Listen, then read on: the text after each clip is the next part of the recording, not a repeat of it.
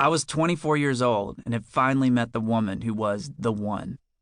Granted, she was a friend of a friend and I barely knew her, but I could just feel it. She was it. The woman sat across from me at the sandwich shop.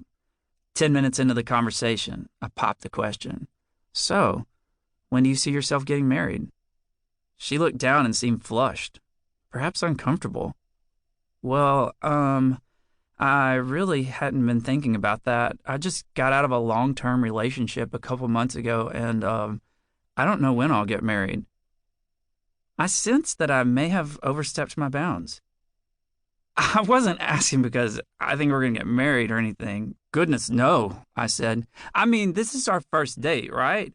Of course, I wouldn't have asked you out if I didn't think you were marriage material, but anyway, marriage is so far off for me. I mean, I probably won't even get married until after I graduate from law school in a year and a half. The date went downhill from there, and, as would be the case with almost every other woman I went out with before my wife, no second date came of it. I had issues. To understand the misconceptions I had about marriage as a young man requires us to look back on some of my foundational years. Some of my most vivid memories of childhood, both positive and negative, are of my parents' relationship. The happiest memories of our family involve music. Mom and Dad, both talented singers, raised us around Southern gospel, worship choruses from the Jesus movement, and kids' songs from Salty, the Singing Songbook albums.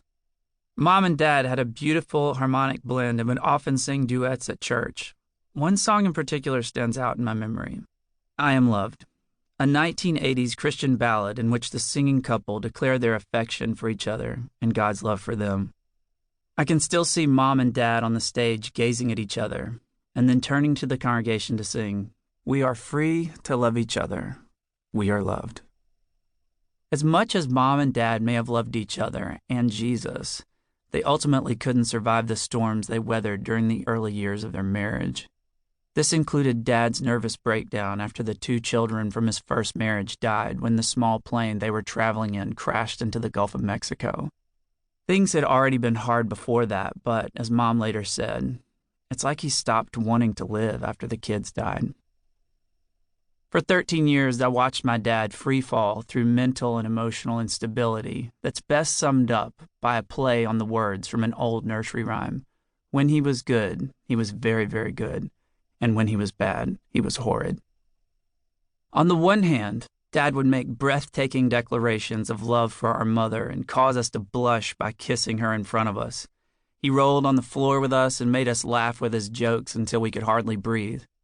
We went on hikes with him for what felt like miles and miles, listening to him give us tours of nature's cathedral out in the boondocks of Mississippi.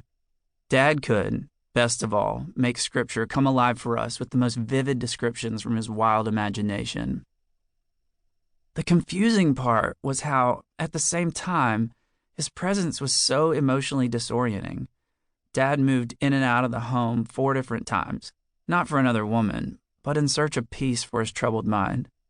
When he was home, he was unemployed for long stretches of time, during which he would go from the joyful, fun dad to a brooding, overweight, angry version of himself. We were frequently on the receiving end of tirades in which he called himself the king of our home. This occasionally involved absurd demands, such as him ordering Mom to show him respect by purchasing bigger hot dogs when she went to the grocery store. Mom spoke positively of Dad when I was a boy, even when he moved out. In doing so, she lent her dignity to him, until she didn't. When I hit adolescence, her dedication to preserving his reputation began wearing thin. She couldn't really protect him anymore anyway. She, my brother, and I were living with Dad's brokenness every day, and eventually, she got to the point where she could barely look at him when we were in the same room. When Dad finally followed through on a threat to leave us for the 5th time, Mom shut the door behind him and never let him in again.